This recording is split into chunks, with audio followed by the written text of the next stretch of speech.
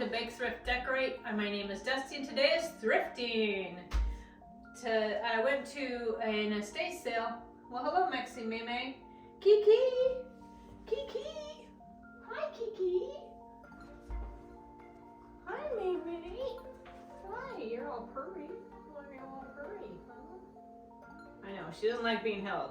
She wants to be loved, but only on her terms because she's a cat. There you go. Got you shut all over me.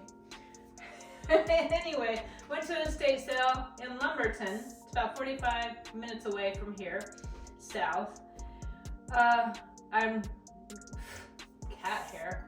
I left. It started at 8. I was hoping it would start at 9, but it started at 8. So I left at about 6:40, 6:45-ish, and I was glad I didn't leave any later because once I got there, it must have been a hot thing because everybody started showing up, and thank goodness I was about 14 in line, and by the time that they let us in, there was probably 50 people there. So, whew. And it was a very good sale. I found a lot of good stuff, which I'm going to show you now. And I did stop at one when I got back into town. It wasn't as big of a sale, but still had good stuff. And I was thinking when I stopped, because it just didn't look that big, there wasn't hardly anyone there, but I was like, oh, and they even said in their advertisement that it was small. But you never know what you might want unless you didn't go. If you don't go, you'll never see it. So I'll start with the small one first. How about that? So I found this really cool pumpkin plate, or I guess it's not a plate, it's a bowl, because it's, you know, you could put some stuff in it. It'd be fun to fill it with pumpkins or pine cones for the fall. So I thought it was super cute. It does say it's microwave and dishwasher safe, so I suppose you could eat out of it, but I don't know, I think I would use it for display. Then I got this for my husband, Anthony Robbins, Giant Steps Make Small Changes to Make Big Differences, 365 Lessons in Self-Mastery. Now, I don't know if you're familiar with Tony Robbins. He was kind of big in the 90s maybe, or early 2000s. Anyway, I thought, I always like a good self-help inspirational book, and I know my husband does too, so, you know, I could read one of these a day. So there you go. And I was so excited to find this. It must be glass or marble or something, but it's an apple. I feel a little bit like Eve, or maybe it's Snow White. And I've been trying to collect more apples for my fall decor, so this will be perfect. It's so heavy, and it's got a little wear on the back, but I don't care. I think it's absolutely charming. So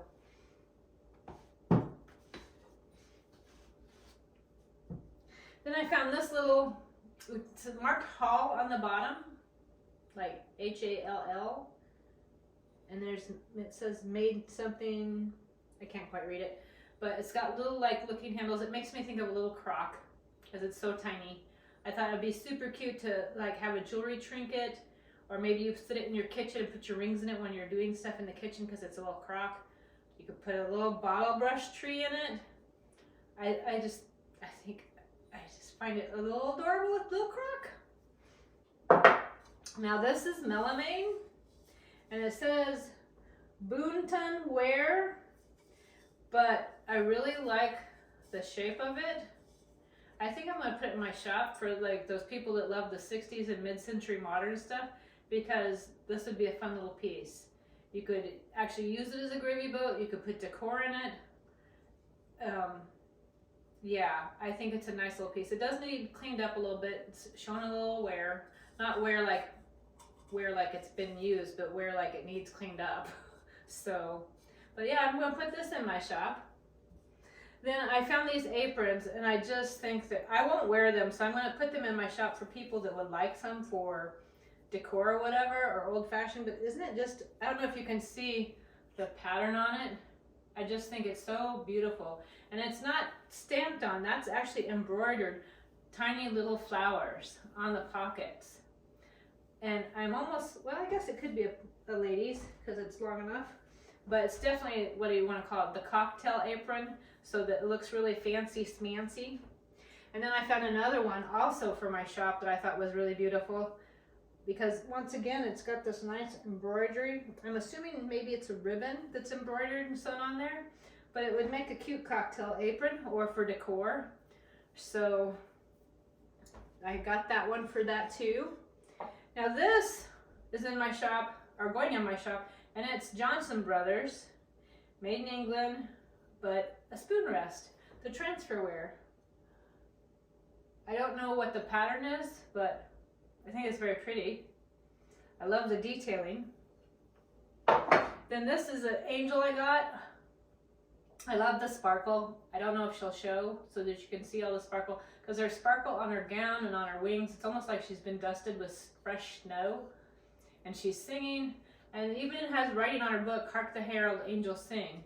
And she is from Boyd's collection, the Charming Angel collection, Area, the Song of the Holidays.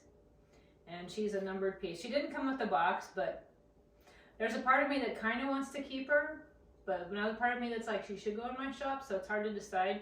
Because my mother used to collect angels, and not that she collected these kind. She collected, I think they were called the Seraphim angels. She had hundreds of them, and they were beautiful. I have one. Each of my daughters had one when she passed away. And I don't want to collect angels, but sometimes they're so pretty. So anyway, there's that one. And then this is a Lenox, and oh my goodness, isn't he pretty? He was probably the most expensive thing I bought today. It's usually not my style to get this kind of thing, but I don't know, there's something about him where he just looks like that old world Santa. And then I love the bottle bust tree in a sack. And I still keep debating with myself whether he's going in the shop or whether I'm keeping him for myself. But I don't know, there's just something about him that I just love.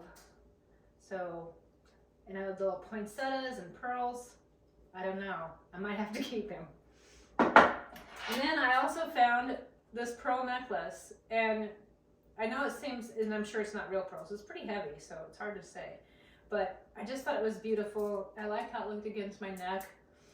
I'm primarily a housewife. My husband, we're fortunate and blessed enough that I can stay at home and have my Etsy shop and my YouTube channels and kind of just putter around and take care of our home and make sure everything runs smoothly so that when he comes home, he's got less stress. And it works really well for us. But there's a part of me that also loves it because it harkens back to like the 1950s and Leave It to Beaver, June Cleaver, staying at home, you know, welcoming her husband home when he gets home from work. And so I kind of wanted the pearls so that I could wear them just like June Cleaver, even when I'm doing housework. So, yeah. Then I found this was a set of 2 Spode Christmas tree mugs. Aren't they beautiful? I'm going to put one in my shop and keep one for myself because I don't have any Christmas, well, I have Christmas mugs, but I don't have any fancy smancy ones. So these are beautiful enough I could put them on display in one of my curios. So, and I also don't believe I have anything that's marked Spode. So 2013 annual collection. So I feel kind of special now. Spode.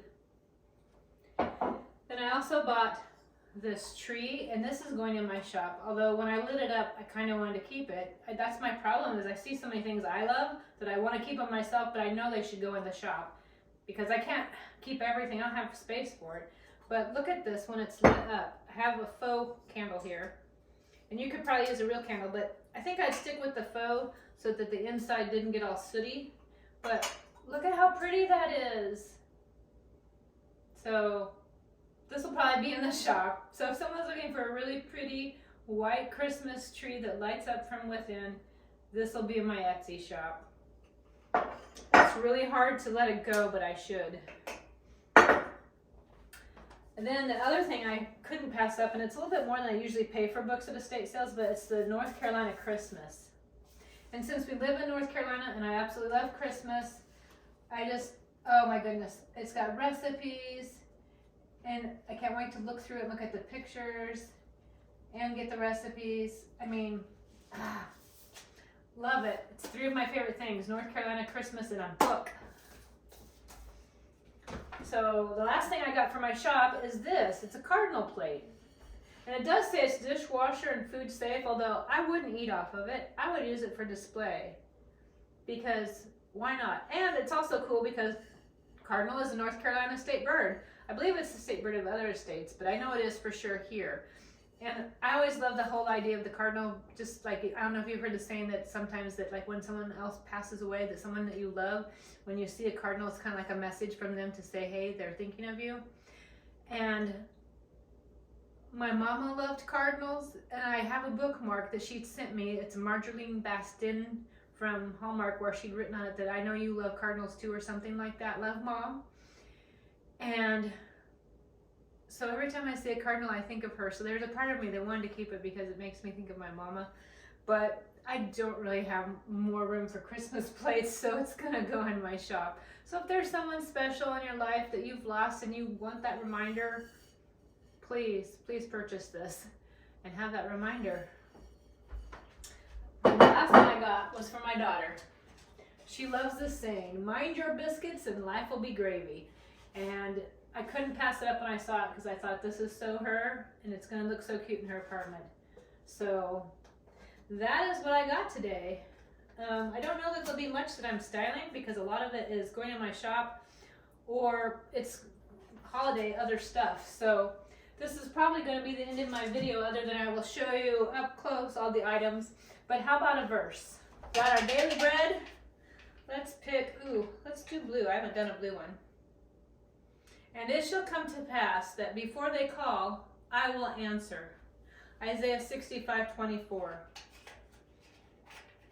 And isn't that so like God, that a lot of times we pray and pray, and He answers before we even have a chance to ask.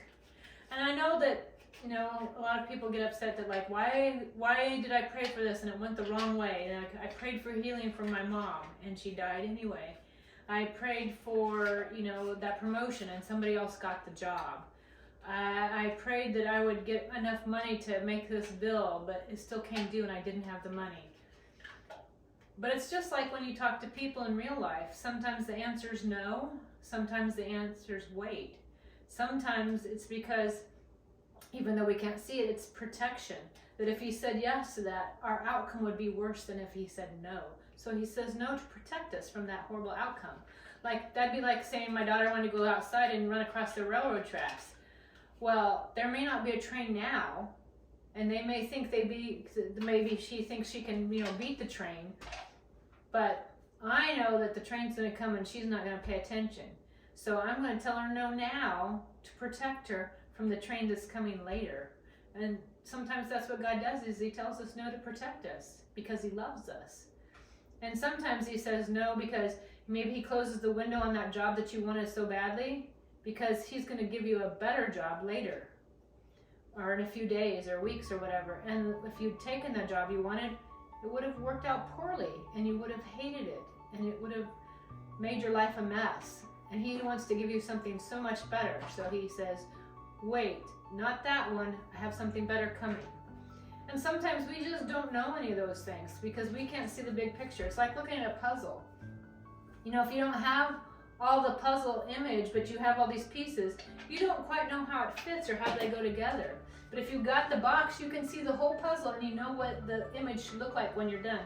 Well, God has that perspective and we don't.